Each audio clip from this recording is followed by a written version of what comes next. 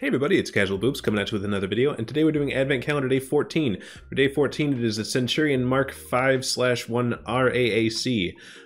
It is one of the many Tier 8 British medium tanks at Tier 8. Do I think the tank is good? Yes. Do I think you should buy this tank?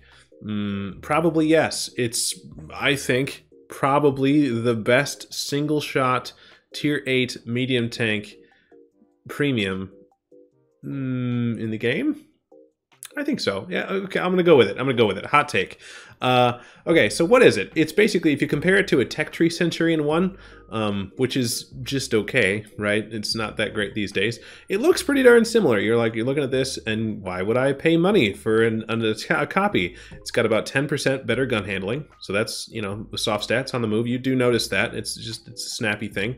And then, you know, it has better power to weight, but worse ground resistances.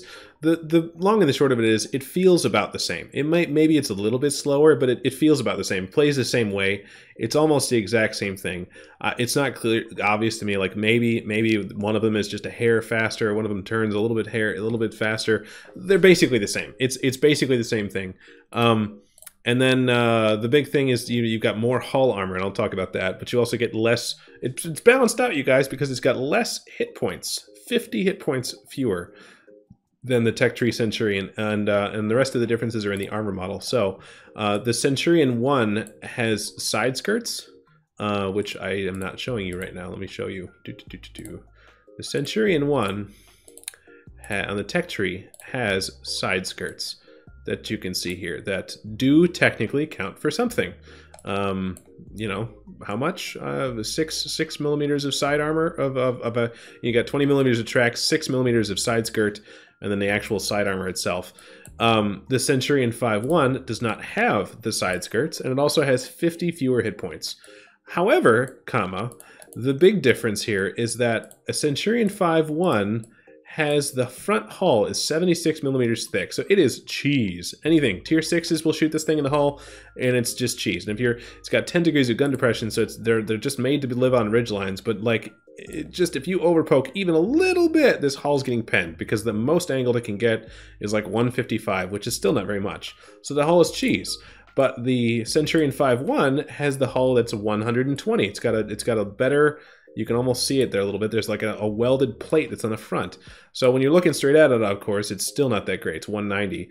But the big thing is when you're using the gun depression like you're supposed to be doing in these tanks, all of a sudden this armor gets to like 225. And if you're using like all 10 degrees, like this is, you know, then you get to like 235, 240. You know what I mean? Like it really makes a difference. And so basically what this thing is it gets more hull armor right on the front and a slightly comfier gun. So I think for these small reasons, it is superior to the Tech Tree Centurion. I think it's a great tank.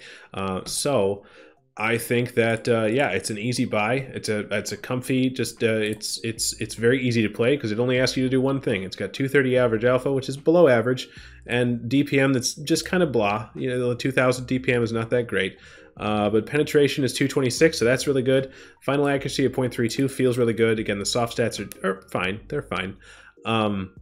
10 degrees of gun depression, again, 50 top speed is okay. 400 base view range is excellent. It's got your standard 4-man crew. It's all good stuff.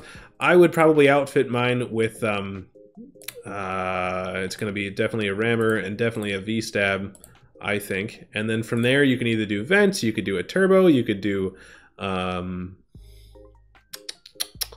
optics if your crew's not very good.